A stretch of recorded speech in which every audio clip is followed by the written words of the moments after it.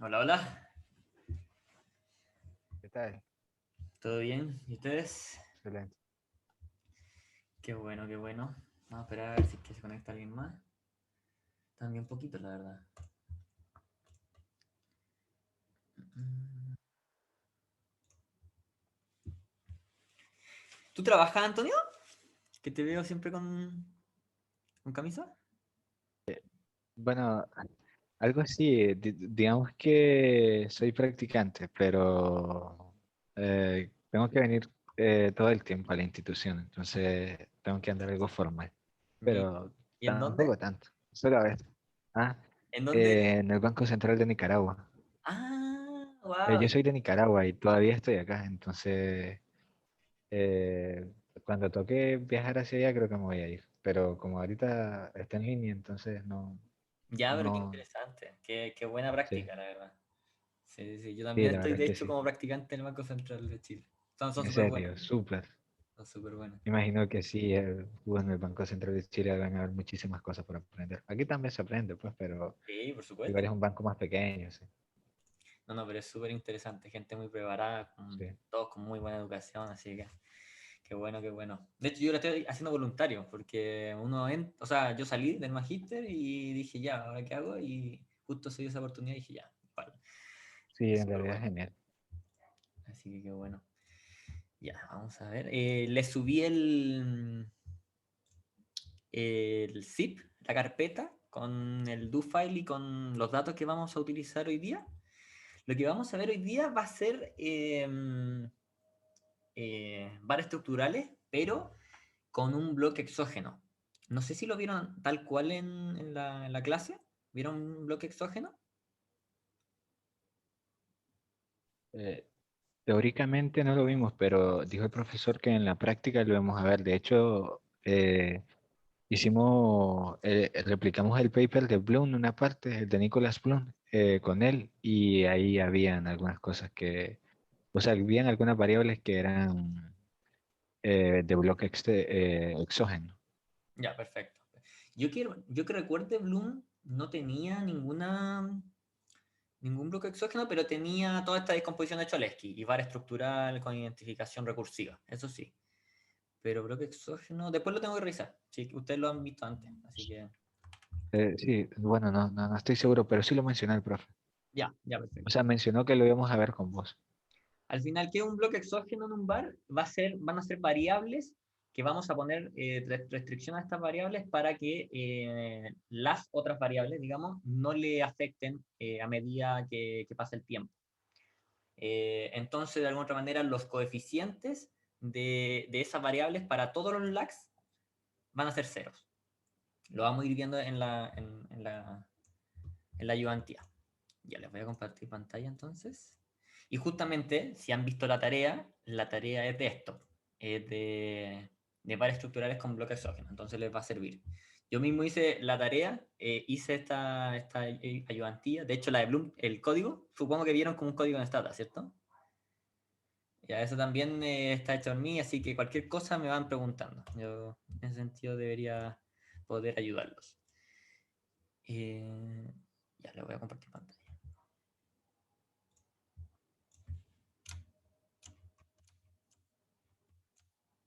Listo. Entonces, lo primero que vamos a hacer es revisar los datos, como siempre lo hacemos primeramente en cualquier código que veamos. Entonces, vamos a revisar. Y aquí están los datos. ¿Lo pueden ver bien todo?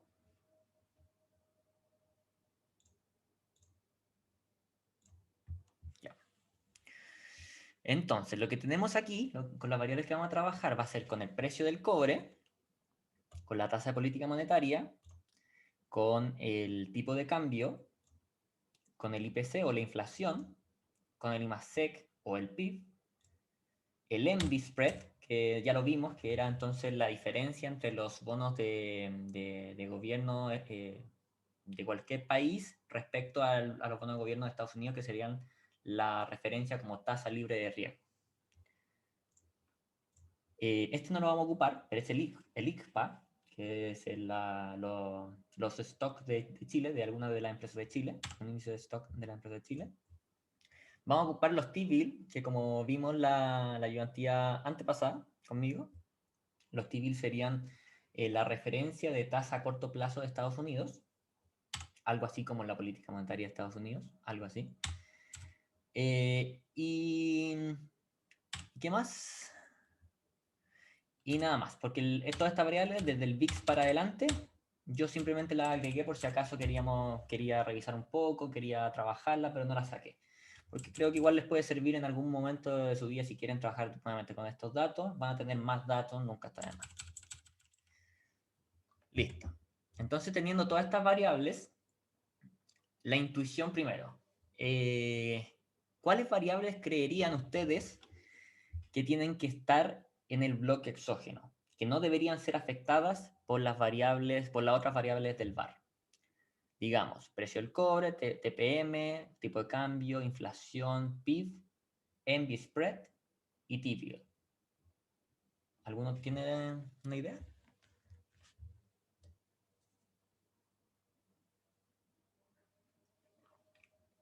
Las variables son precio del cobre, tasa política monetaria, tipo de cambio, inflación, PIB, que sería el IMASEC, el envy spread y los T-bill. ¿Cuál creerían que tendría que estar en un bloque exógeno por intuición? Tal vez el precio del cobre y el T-bill, porque no dependen de nada, de ninguna decisión interna. Exacto, está perfecto, justamente. Como dices tú, todas las otras variables son endógenas o son locales, y el precio del cobre y el T-bill son variables completamente exógenas, completamente, o sea, como que se manejan en el mercado mundial. Entonces no deberíamos poder afectarlos como economía pequeña y abierta a estas variables. Listo, entonces, buena intuición. Y seguimos. Lo que vamos a hacer aquí, no vamos a hacer. Lo que vamos a hacer aquí es transformar las variables para para dejarlo en porcentaje. Ya sabemos que cuando uno hace una variación de logaritmos, estamos sacando la variación de porcentaje o la variación porcentual de la variable. Entonces lo que vamos a hacer es que en variables que son un índice o que son precios que no tienen mucho sentido analizarlos como la variación del mismo precio, vamos a transformarlo a porcentaje. Y las variables que ya están en porcentaje, como lo sería la tasa política monetaria, que como tal es un porcentaje, ¿cierto? Un porcentaje de, de tasa, entonces esas las vamos a simplemente transformar para que queden en el mismo rango, diríamos, que las otras variables. O sea, todos los porcentajes los vamos a tratar como 1% de esa 0,01. Así lo vamos a trabajar. Podríamos hacerlo diferente, no hay problema. Pero todos ojalá que estén en la misma escala, para que no nos confundamos con la intuición y con la interpretación del análisis posterior al VAR. Entonces, si se dan cuenta, entonces en el editor de datos vemos que el precio del cobre es como más bien un índice. O serán quizás dólar por libra o dólar por kilo, la verdad no sabemos. Pero si es que lo transformamos a porcentaje, o sea, a logaritmo, cuando hagamos un shock y veamos la diferencia respecto a una base, va a ser la diferencia porcentual. Y ahí entonces vamos a tener intuición sin necesidad de saber de qué se trata esta serie. Y eso es lo relevante de transformar estas variables a logaritmo o a puntos porcentuales como tal. Entonces vamos a transformar el precio del cobre a logaritmo, la tasa política monetaria la vamos a dividir por 100 para quedarnos como 1% es igual a 0,01. El tipo de cambio la vamos a transformar a porcentaje, o sea, a logaritmo, lo siento. El IPC ya está en porcentaje, pero lo vamos a dividir por 100. El IMASEC lo vamos a transformar como logaritmo también. El ENVI ya está, no, el ENVI ya está en porcentaje, sí. Pero lo vamos a dividir por 10.000, porque está en puntos base. Y la t-bill, que ya es también un porcentaje, lo vamos a dividir por 100. Eso serían nuestras transformaciones de variable. Esta variable que es FFR, no sé si la vamos a ocupar después, déjame revisar. No, no la vamos a revisar, así que no se preocupen. Esa era la Fed Fund Rate, o sea, la tasa política monetaria estadounidense, que como estamos ocupando la T-bill, más o menos van a lo mismo. Así que no hay problema con eso, se lo podríamos obviar. Listo. Hicimos todos los cambios y vamos a setear nuestra variable de tiempo, ¿cierto? Que va a ser en este caso una observación del 1 al tanto. Este clásico código para aumentar la capacidad de nuestras matrices de stata. Y lo primero que vamos a hacer entonces es ver el número óptimo de lags que podría tener nuestro var con estas variables. Hasta aquí, antes de meternos con esto. ¿Tienen alguna duda? ¿O va bien claro?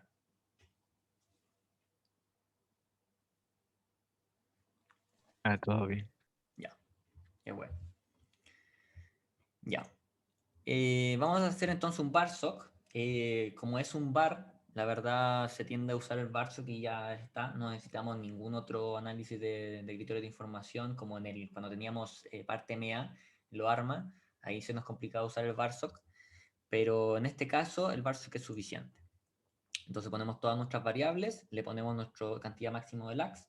Esto es importante. En la tarea tenían como un highlight, por así decirlo, de cuántos lags poner máximo, porque como son datos trimestrales, si uno le pone 20 lags, estás perdiendo 20 lags para estimar esto. Y no tenemos tantos datos con datos trimestrales. Creo que serán, o sea, del 2003 al 2020 en datos trimestrales no son muchos. Serán, no sé, 80 datos. Entonces, perder 20 es una locura. Aquí nos podemos dar un poquito más de flexibilidad y podemos estimar 10, pero tampoco hay que irse al chancho. Listo. Vamos entonces a estimar con 10 lags. Allá, vamos a estimar de nuevo.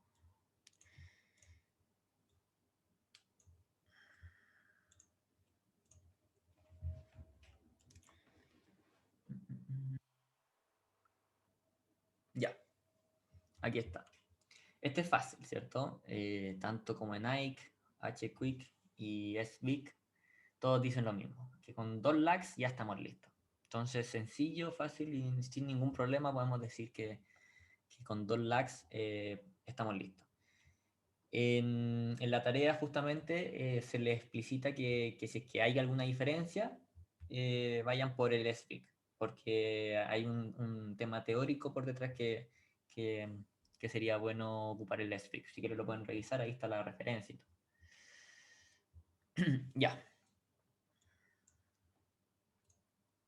Entonces ocupando 2 lags, y eso es importante. O sea, esto se pasa por alto, pero cuando uno está haciendo una aplicación, yo estaba rogando porque saliera un número de lags pequeño, y no siempre es el caso, y de hecho, la mayoría de las veces no va a ser el caso. Ustedes, si que van a probar con cualquier variable, les va a dar quizás, no sé, el máximo número de lags como siempre. Si uno pone 5 lags máximo, te sale el 5. Si pones 6 máximo, te sale el 6. Y ahí, por supuesto, vas a tener problemas. Y esto que te salgan 2 lags es porque se están comportando muy, muy bien, porque imagínense que tienen 1, 2, 3, 4, 5, 6, 7 variables y tienen, imagínense, 7 o 10 lags. A partir ya no es parsimonioso el modelo, pero también para definir la restricción y todo va a ser un manso código. Entonces, cuando pase esto, de alguna otra manera, créanse que es un buen modelo que están creando. Ya. Vamos a definir las restricciones. Esto se hace con un código súper simple. Vamos definiendo una por una, como con el comando constraint. define, esto también puede ser sin define, también sirve, y vamos poniéndole el número, y lo que estamos diciendo aquí es que en la ecuación del T-bill, el lag 1 de la tasa de política monetaria, ese coeficiente sea igual a 0. Eso es lo que estamos diciendo en cada una de estas líneas del código. Y eso tiene sentido, ¿cierto? Lo que habíamos hablado antes, que la T-bill y el precio del cobre deberían ser exógenos. Entonces, a cada una de las variables, a cada uno de los lags de las variables que tengan que ver con estas ecuaciones, les vamos a poner un coeficiente 0 como restricción. Entonces, corremos todo esto. Y luego, ¿cómo vamos a llamar estas restricciones en nuestro var? Vamos a hacer en nuestro var, vamos a poner entonces los lags que tenemos, que son 2, y nuestras constantes, o sea, nuestras restricciones del 1 al 20, que son todas nuestras restricciones que definimos. Lo importante aquí es que el var, como tú lo pongas, después cuando quieras hacer la impulso de respuesta ortogonalizadas, o la descomposición de varianza, o cosas que ocupen esta descomposición de Cholesky o identificación recursiva, que son lo mismo, lo tratamos como lo mismo, van a respetar el orden con que se puso el var. Por lo tanto, si es que en este var tú pones el IPC primero acá, cuando tú hagas las impulso-respuestas ortogonalizadas, te va a cambiar. Entonces es importante que el orden esté correcto. Y correcto quiero decir que tenga una intuición económica detrás. Cuando tenemos tantas variables, que dijimos aquí que hay 4, 5, 6, 7, hay 7 variables, cuando hay tantas variables, es difícil que haya intuición económica para todas las variables, para decir que cada una responde contemporáneamente a una, pero no a las otras. La verdad, eso ya con 7 variables empieza a ser muy dudoso y en cualquier paper te lo pueden refutar. La cosa es que no esté muy alejado de la realidad. Digamos que, por ejemplo, el TIBI y el precio del cobre, como son en bloque exógeno, debería estar al principio, ¿cierto? Porque todas nuestras otras variables endógenas, o sea, las nacionales, deberían responder contemporáneamente a estas variables exógenas. Por ejemplo, que el IPC responda al IMASEC, o sea, al PIB, la inflación responda al PIB de forma contemporánea, pero el PIB no responda contemporáneamente al IPC, por ejemplo. Cosas por el estilo. Vamos a ir viéndolo con la intuición después cuando veamos la impulso-respuesta. ¿Alguna duda con esto? Porque es importante, súper importante el tema del orden. Al final, mientras más abajo, el de más abajo responde contemporáneamente a todo, ¿cierto? Pero el de más arriba no responde contemporáneamente a ninguna de las otras variables. Ese es el orden con que se va a hacer la identificación de Cholesky o recursiva. ¿Ninguna duda con eso? Sí, yo tengo una duda. ¿Sí? Que ya entiendo que las dos primeras son las que como las dos que eran exógenas, ¿Mm? pero el orden en que yo ponga el IMASEC, el IPC, la tasa de política monetaria, ¿también influye? O sea, ¿ese orden tú lo elegiste por alguna razón? También influye, pero como te digo, con tantas variables se te va a hacer una mezcolanza de intuiciones, porque no tiene mucho sentido, o sea, como que el tipo de cambio no reaccione contemporáneamente al ENVI, por ejemplo, no tiene mucho sentido. Pero si que lo ponemos al revés tampoco tiene sentido. Entonces, es justamente este el punto que le atacan todos a la identificación de Cholesky o recursiva, que es muy simple, muy sencilla, no tiene o sea, tú puedes hacer intuiciones como, por ejemplo, la rigidez de precio y por eso poner un orden o no, pero no puedes hacerlo con muchas variables. Y ahí es cuando los VARs se complejizan. No sé si han visto el proxy SVAR, que es con variables instrumentales, y aún no. Lo van a ver en las próximas clases. Variables instrumentales, o hay VARs bayesianos, o hay VARs exógenos, como este, es una pequeña complejización, pero igual ocupa la identificación de Cholesky. Es por eso, justamente este punto que estás tocando, que que esta identificación, que es la más básica, es la que tiene más problemas en cuanto a intuición.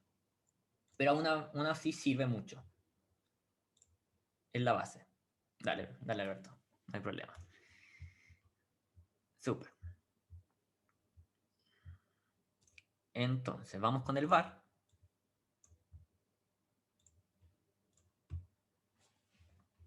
Y si se dan cuenta, aquí lo que les quiero mostrar, más importante de todo, son los coeficientes que sacamos con el T-bill y con el precio del cobre.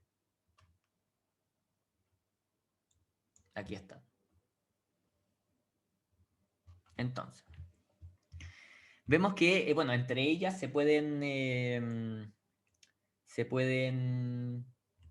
los coeficientes son libres, ¿cierto? Pero lo que es importante es que las variables nacionales no lo afecten. Y eso es justamente lo que hicimos con nuestras restricciones. No sale cero, así como estrictamente, pero si se dan cuenta el número está elevado a menos 16, o sea, por 10 elevado a menos 16. Por lo tanto es infinitesimal, es cero prácticamente. Por lo tanto, y eso es lo que nos importa, que estos coeficientes sean cero para que nuestra identificación sea un poco más correcta de lo que era antes sin este bloque exógeno. No digamos que está correcta completamente porque, como dijimos, hay ciertas cosas que nos pueden hacer ruido y podemos atacar al modelo. Y en el precio del cobre lo mismo. Tenemos entonces los coeficientes básicamente cero, significativamente cero. En cuanto a todas las otras variables, entonces los coeficientes son libres y no hay problema. ¿Cierto? Listo. Si tienen alguna duda, me van parando, no hay ningún problema. Luego, tendríamos que crear nuestro archivo que va a contener todo lo relacionado a la impulso-respuesta, la descomposición de variantes, etc. Es un archivo que calcula todo. Y luego uno lo va llamando simplemente con los siguientes comandos. Como pueden ser los gráficos, como pueden ser las tablas, etc. Este es el archivo que va a tener todo. Yo no lo voy a correr ahora porque se demora mucho. Yo ya lo corrí antes de la ayudantía, lo dejé corriendo, y ahora simplemente lo que vamos a hacer es vamos a llamarlo, porque ya tengo el archivo puesto. Pero si no, podríamos estar aquí muchos minutos, no es la idea. Lo que más les encarezco, y les pido encarecidamente, y el profesor, otro profesor que por ahora ustedes no han tenido clases, pero el próximo semestre dará este mismo, que es el profesor Alejandro Vicontoa, las repeticiones del bootstrap, de la banda de confianza, tienen que ser ojalá 500 para arriba. Más abajo no. Yo lo hice con 150 para que no se demorara un kilo, pero si que lo van a hacer para sus tareas, para sus tesis, para lo que sea, ahí las repeticiones intentan hacer las 500 para arriba. Ya. Vamos entonces con las impulso-respuestas.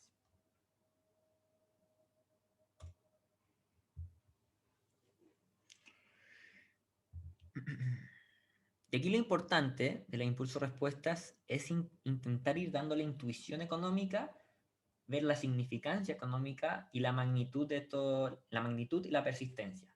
Digamos que en un informe completo uno dice qué tan fuerte es la respuesta ante tal shock, qué tanta persistencia tiene,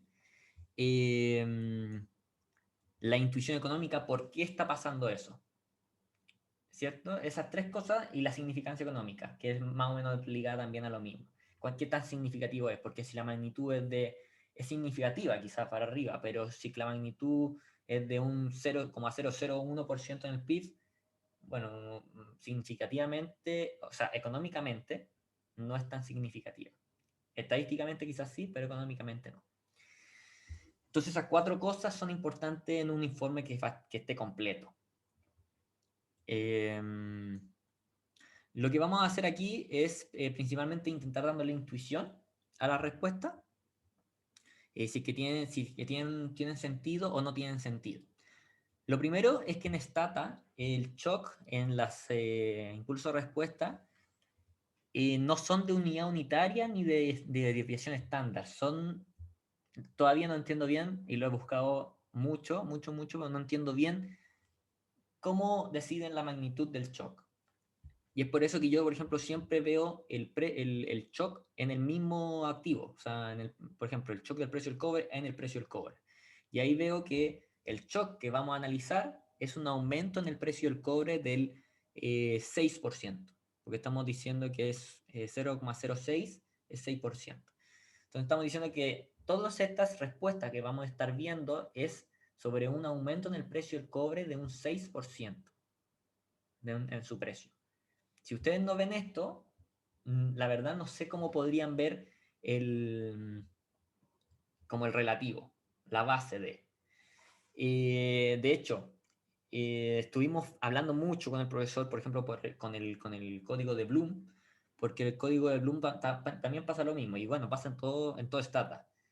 Y los papers que quieren normalizarlo para verlo como un shock unitario o un shock de una desviación estándar, tienen que adecuarlo en un código aparte, definiendo, o sea, tratando cada una de estas impulso-respuestas que están en este archivo diferente, que se te crea aquí en la carpeta. Esto lo podéis manipular en otro código. Y eso es lo que hacen, pero es un código de 100 líneas para reescalar esto. Yo creo que no es necesario hacerlo, por lo menos aquí, en su paper, en su tesis o en cosas así. Sí lo considero necesario, es importante que quede bien todo claro. Pero aquí sería mucho trabajo para algo que no lo vale. Más que nada eso. Yo creo que es importante que vayan sabiendo como los tips antes que lo enfrenten. Ya. Entonces, sabemos que el shock es un aumento de un 6% en el precio del cobre. Entonces, lo primero es, ¿este precio del cobre afecta a la tasa de Estados Unidos? La verdad es que no. Podría, porque no tenemos la restricción, pero no lo está afectando.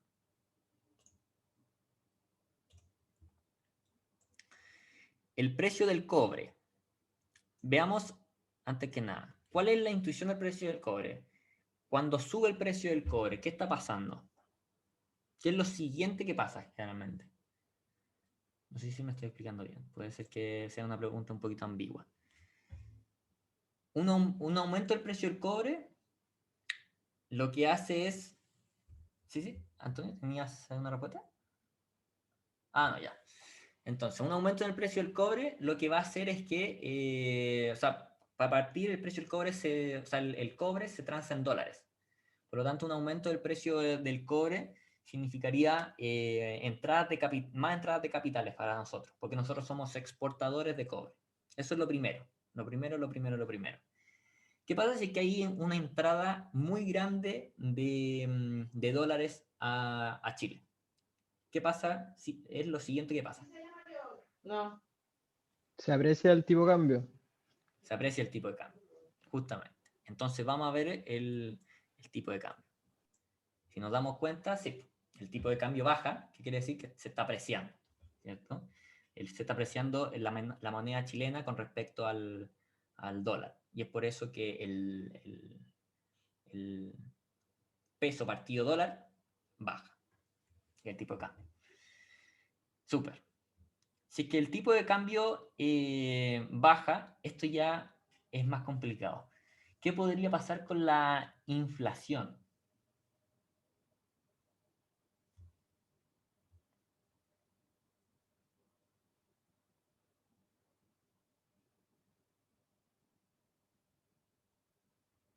Más bien, ¿qué pasa con los precios de los bienes? Así, ya me respondieron. Baja también. Baja también. Tienes razón. ¿Y por qué bajaría?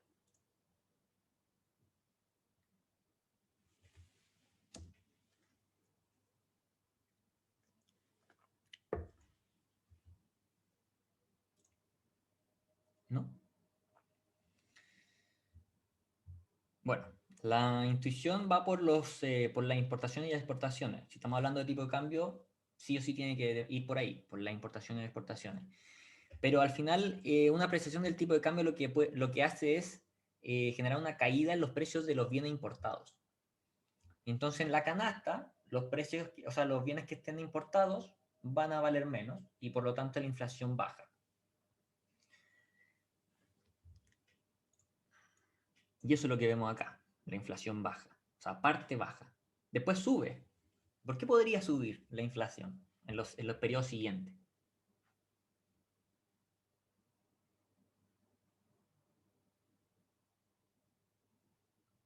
Mayor demanda interna, está perfecto. Esa respuesta está perfecta. Mayor demanda interna. ¿Y cómo se puede ver eso? En el ENVI, ¿cierto? Que sería el PIB. Entonces vamos al PIB y sí, justamente un aumento en el precio del cobre genera mayor demanda interna. Entonces todo empieza a tener sentido. Pero esa intuición, eso mismo que estamos haciendo, es difícil. Pero una vez uno lo conecta todo y todo tiene sentido, entonces perfecto. Listo. Estamos súper bien. Ahora, como les digo, esto yo lo probé antes, también hice la intuición. Ustedes cuando trabajen con variables nuevas, quizás no va a ser tan fácil o no va a ser, o quizás alguna se escapa, alguna no tiene sentido. Bueno, pero si todas las otras tienen sentido, tampoco está tan mal. Eh, no hay problema. Igual intenten darle el sentido siempre, porque sí que los datos hablan de esa manera, por algo es, generalmente. A menos que tengan problemas en la base de datos. Bueno, que el precio del cobre aumente la tasa de política monetaria, ¿por qué podría ser? Esta sería la última variable, creo.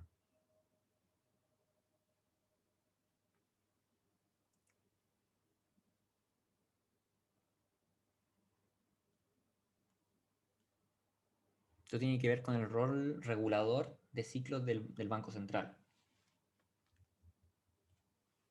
Puede ser que como vimos que aumentaba la demanda interna, eso el Banco Central busca como calmar un poco la subida en la actividad. Es justamente eso, justamente eso. Al final un aumento en el precio del cobre está generando mayor demanda interna, pero se subentiende que es un aumento que puede no ser transitorio y el Banco Central debería reaccionar apaciguando este ciclo, este boom económico a través de un aumento de la tasa de política monetaria para después tener más flexibilidad. Cuando se necesite, la baja y estimule la economía. Perfecto. Todo tiene sentido. Perfecto. Y como les digo, si es que en alguna de sus aplicaciones, en alguna de sus tesis o algo así, una no tiene sentido, intenten buscarle el por qué puede ser así. A veces la literatura clásica no tiene la respuesta, pero sí hay otra literatura, hay otras literaturas que van a tener la respuesta porque lo vieron de otra manera. Por expectativas racionales o por expectativas que no son racionales, por ejemplo, etcétera. Ahí siempre uno puede ir jugando. Listo. Vamos a dejar como comparación, porque después quiero comparar. No. Después no voy a hacer esto. Lo siento. Me confundí. Ya. Aquí lo que hago en esta parte del código es resumir, ver la media y la deviación estándar de cada una de estas variables, principalmente para interpretarlo, las subidas y las bajadas, para interpretarlo como por ejemplo, porcentajes respecto a la desviación estándar. Pero no es necesario, no es necesario. O sea, aquí les puse todo para que ustedes lo revisen, si tienen tiempo, si quieren. Por ejemplo, que un shock positivo de un 10%, una desviación estándar en el precio del cobre, genera una caída del 18%, una desviación estándar del tipo de cambio.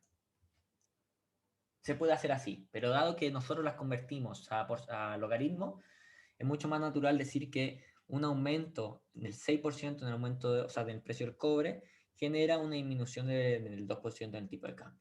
Esa es mucho más precisa, se usa más, pero esta tampoco está mal, la versión estándar. También se puede ocupar. Mira, quería que lo revisáramos, que revisáramos la magnitud con alguna, con el del tipo de cambio, que ya lo estábamos viendo. Ahí está. Esto. Esto es justamente lo que les estaba comentando. Entonces, un aumento del 6% en el precio del cobre que genera una disminución del 2% en el tipo de cambio. Y persistente hasta el periodo 10, digamos. Eso es lo que estamos hablando. Magnitud, significancia económica, persistencia e intuición económica que ya la resolvimos. Resolvimos la intuición económica, la magnitud entonces sería que un aumento del 6% en el precio del cobre disminuye el 2% en el tipo de cambio. La significancia económica. ¿Ustedes creen que un aumento en el 6% del cobre que genere una disminución del 2% en el tipo de cambio es significativo económicamente hablando?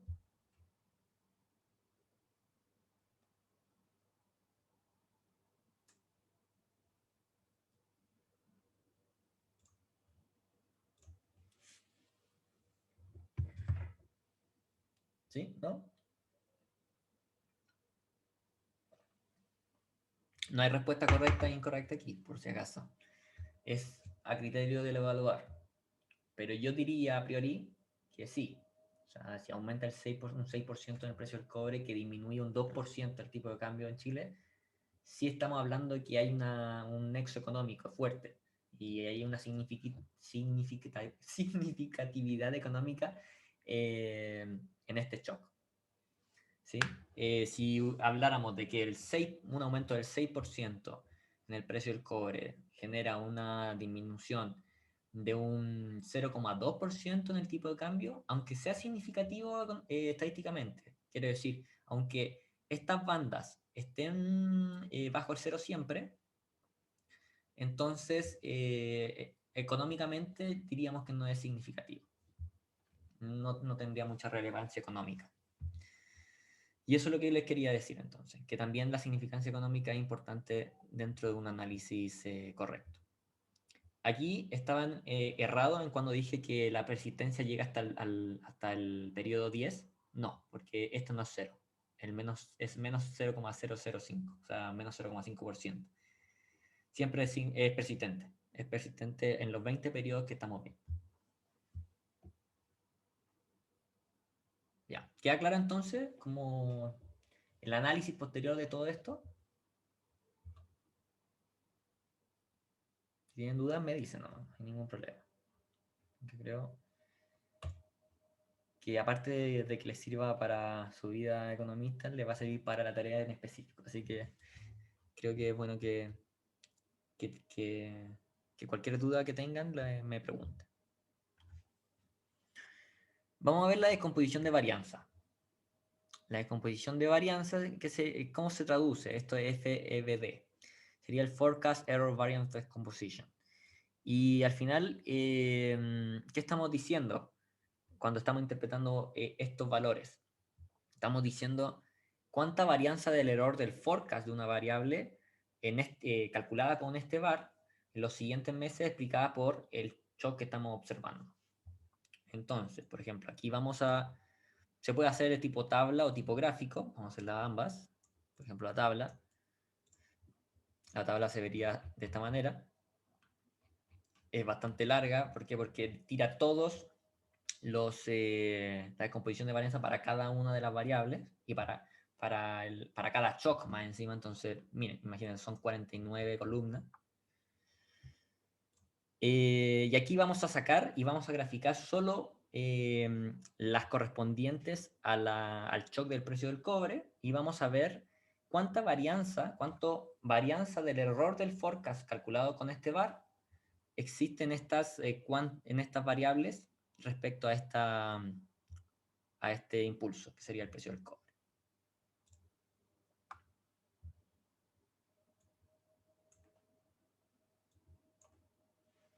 Entonces, aquí tenemos todas nuestras variables y lo que estamos viendo aquí es que, ¿cómo se interpreta esto? Rápidamente. Por ejemplo, vamos con el ENVI. Esta varianza va a ir aumentando a medida que, o sea, lo que explica la varianza en el ENVI respecto al precio del cobre va a ir aumentando. ¿Y cómo se lee esto? Sería que el 30% de la varianza del forecast error calculado por nuestro VAR, como está identificado, es explicada por el shock al precio del cobre, por un shock al precio del cobre, un shock puro al precio del cobre.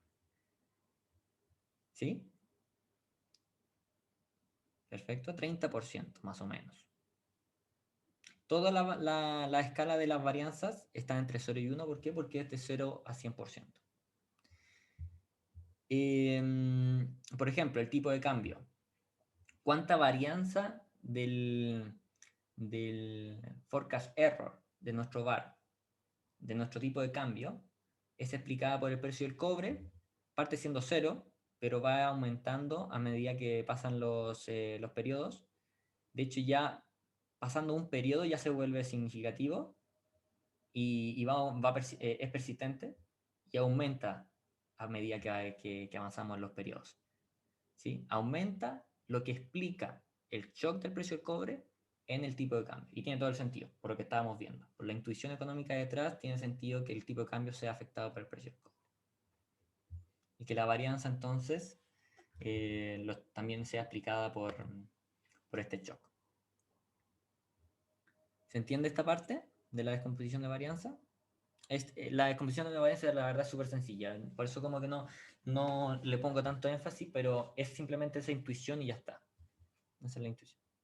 Es otra herramienta más como la de impulso-respuesta.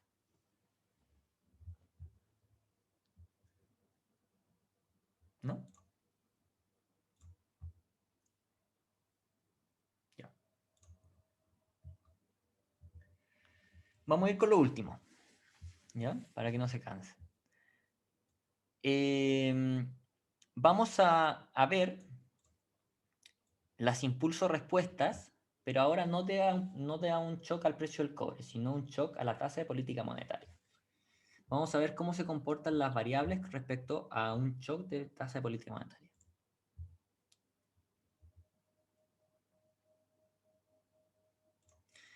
Como vimos, o sea, aquí es. ¿Qué shock le estamos pegando a la tasa de política monetaria? Es de un 0,2% en la tasa. Un aumento de 0,2%. Ese sería el shock. Perfecto. Entonces, lo importante que quiero que vean acá, aparte de la intuición, antes de la intuición.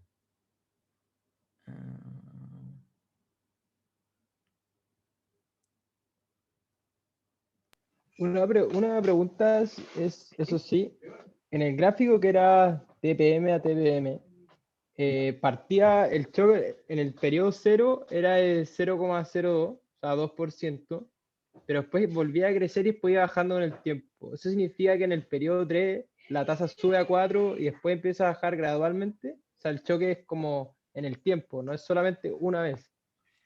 Sí, o sea, no, el shock es 0,2%. Lo que pasa después, con la misma variable, es que aquí ya después del lag, o sea, del periodo 1 para adelante, empiezan a jugar las interacciones entre variables. Porque en nuestro VAR los lags afectan a las variables, ¿cierto? Entonces, por ejemplo, lo que esté pasando con el IMASEC o con la inflación puede estar afectando ya desde el periodo siguiente bueno, hasta el final. ¿Entiendes? Que hay interacción entre Sí, variables ya, desde los siguientes periodos. perfecto, gracias. Problema. Ya. Aquí, miren, lo lamento mucho, pero estoy casi seguro que se me están traspapelando las impulso-respuesta que calculé. O sea, está tomando solamente una. ¿Me entienden? Entonces, por ejemplo, este impulso-respuesta no tiene ningún solo sentido. No puede ser así. Esto no está bien. ¿Por qué? Porque la tasa de política monetaria está afectando al precio del cobre y nosotros lo dejamos como exógeno. Eso no está bien. Déjenme un momento, aunque sean unos minutos, para que esto se compute bien y lo revisamos nuevamente porque si no, no tiene sentido.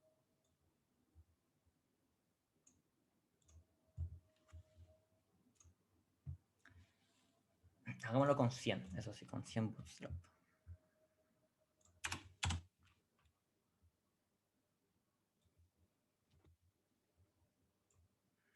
Ya.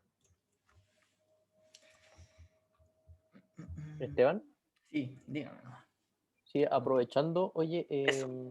si nosotros nos llegara a pasar esto mismo en la tarea, o bueno, más adelante, o si lo usamos de nuevo, ¿por qué se debe esto? ¿Es a problemas de constraints en lo, ¿cómo se llama? En los rezagos o en lo que sería como temas de especificación de Cholesky?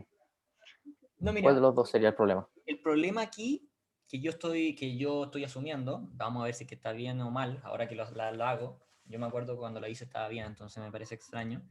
Yo lo que estoy viendo es que, mira, aquí, y esto lo van a ver también en el archivo que les subí, hay dos archivos que contienen todas las impulso-respuestas y después que uno las llama.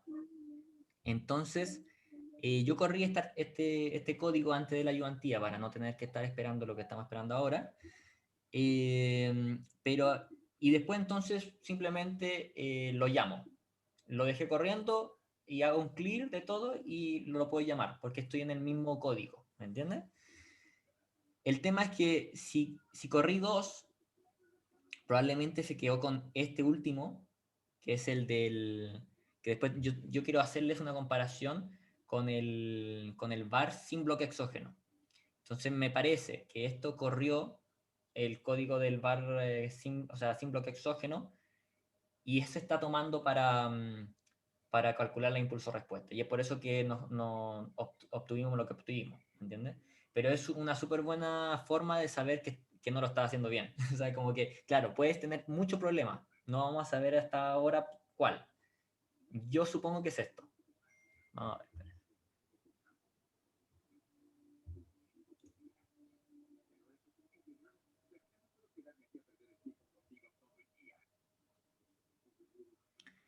Ya, aquí corre todo. Así que... Pero lo importante, aquí está. Aquí está. Ahí se mejoró. Ahora la tasa de política monetaria no está afectando a la TV. Y eso es lo que buscamos, ¿cierto? Eso si no, no sirve, pues, no sirve. Así que eso está bien.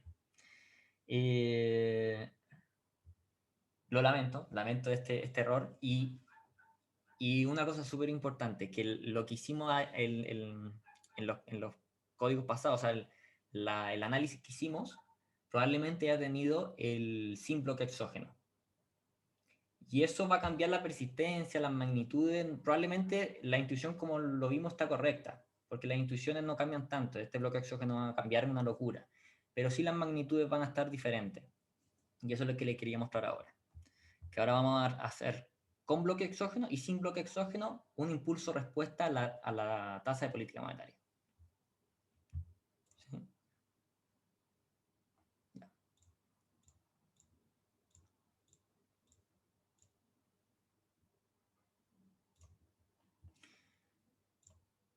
Entonces, el impulso respuesta a la TPM es justo como lo habíamos visto antes.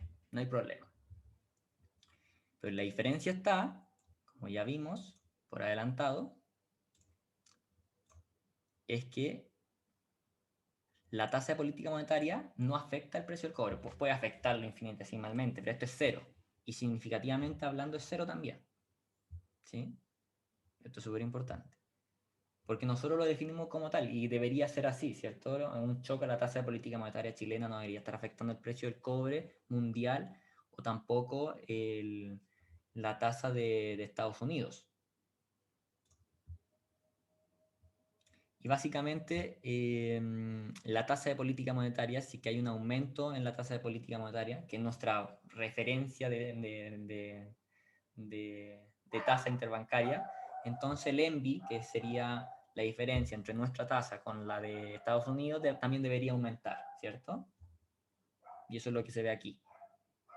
Un aumento de tasa de política monetaria genera entonces un aumento en el spread entre nuestra tasa y la tasa de Estados Unidos, que está bien, en todo el sentido del mundo. Si vemos cómo afecta al tipo de cambio, bueno, la verdad es que lo afecta apreciándose también. No nos va a complicar ahí. La tasa de política monetaria genera un aumento en el IPC y en el IMASEC, que sería el PIB, genera una disminución. Está correcto, ¿cierto? Lo que estábamos hablando de que un aumento de tasa de política monetaria genera una disminución en el PIB y una disminución de tasa de política monetaria estimula la economía, por lo tanto aumenta el PIB.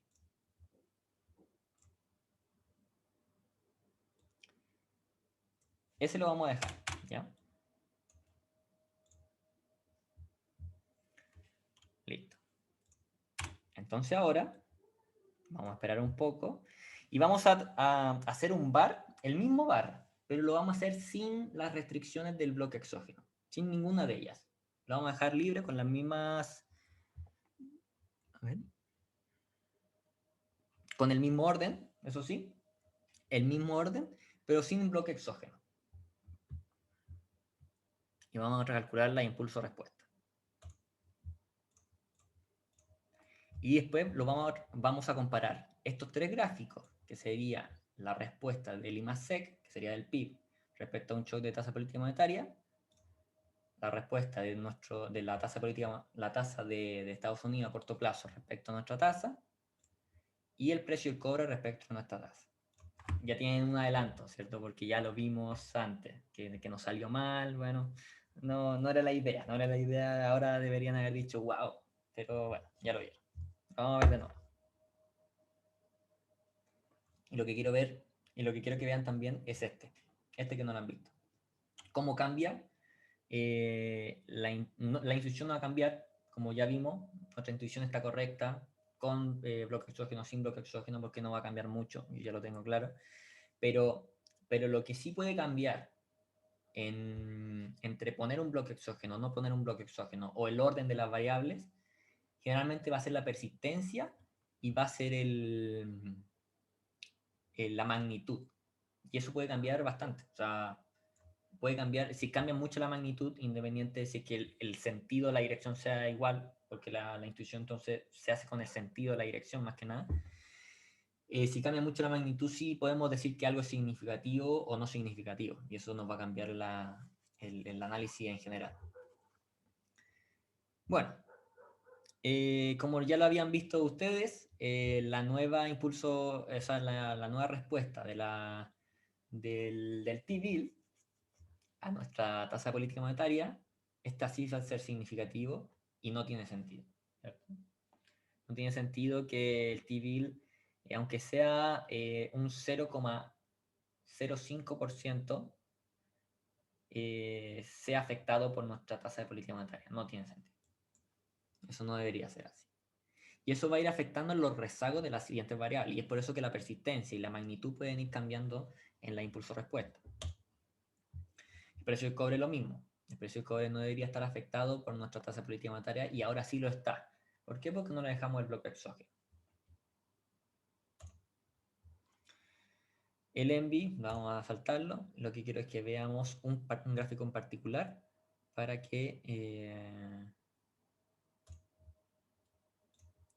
vean la diferencia entre persistencia y magnitud de los dos.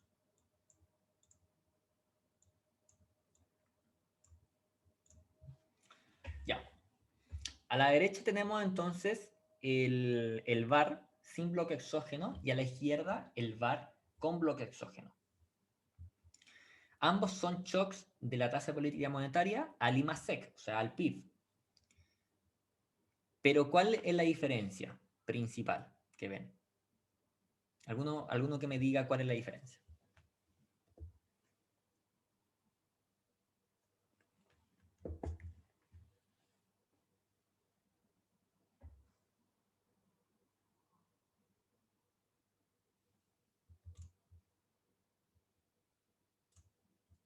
¿Ninguno? Bueno, puede ser la magnitud primero de, bueno, sería primero el intervalo. Yo creo que esta es más grande. Obviamente sí cambian las escalas, pero creo que igual sigue siendo como diferentes los intervalos y bueno, el momento en el que es significativamente diferente a cero también es diferente. Bueno, en la derecha, recién como en el periodo 5, que no sé si son meses o trimestres, ahí recién o en el 6, 7 están cambiando y recién en el otro, en el que no tenía el bloque exógeno, recién como en el 15. Entonces, son hartos los cambios. Justamente es eso. La persistencia y la magnitud de los shocks están cambiando. Y no están cambiando poco, digamos, la intuición se mantiene, ¿cierto? La tasa de política monetaria, al aumentar la tasa de política monetaria, el IMASEC está bajando. La intuición está correcta en ambos. Pero lo que está pasando es que la magnitud está cambiando y la persistencia. estamos hablando de que un shock de tasa política monetaria con el bloque exógeno al PIB genera una disminución de un 0,2% en el PIB. Y más encima, como dices tú, por ahí por el periodo 15 recién se hace significativamente diferente de cero. Y es persistente desde ese punto en adelante. En cuanto a nuestro VAR sin bloque exógeno, el mismo shock está generando una respuesta en el PIB del orden del menos 0,3%. En cantidades de PIB eso es mucho. Entonces vamos a estar sesgados en el análisis final si lo hacemos con respecto a este VAR. Y también, como dices tú, por ahí por el periodo 6-7 es cuando se hace significativamente diferente de cero y es persistente, es diferente al de la izquierda que era por el periodo 15. O sea, esas diferencias las hace justamente el bloque exógeno en este caso.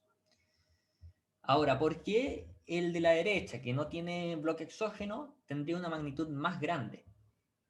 Eso también tiene intuición. ¿Por qué sería más grande?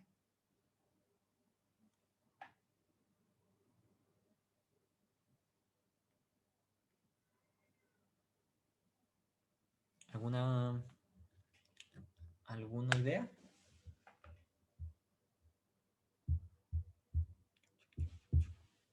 Este es el último que le voy a pedir. Ya después de eso los dejo.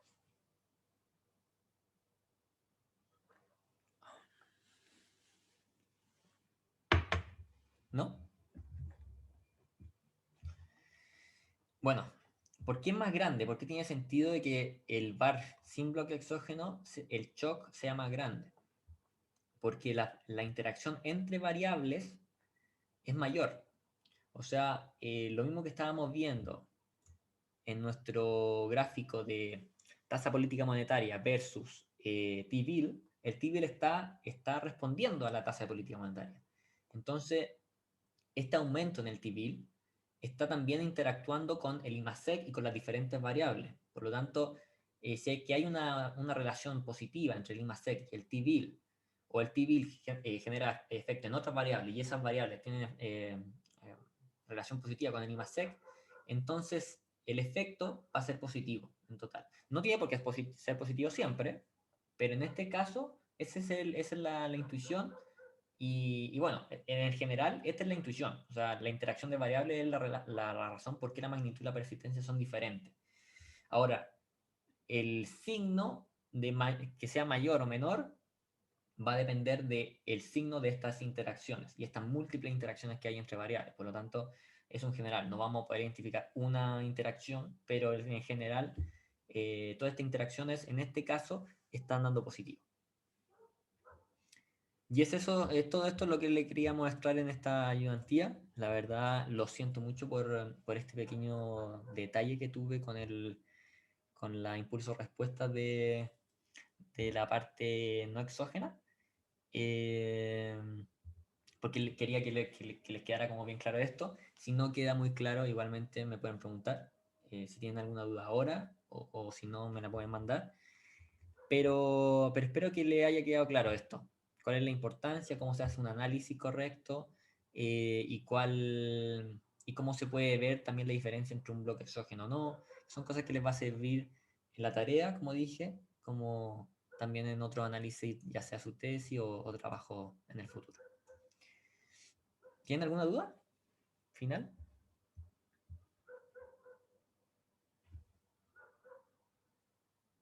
Todo bien por mi parte. ¿Cómo? Todo bien, te digo. Ah, ya, súper. Gracias. Ya, pues, súper. Los dejo entonces. Que tengan un muy buen fin de semana y cualquier cosa me van comentando. Chao, gracias. Bueno, gracias. Fíjense.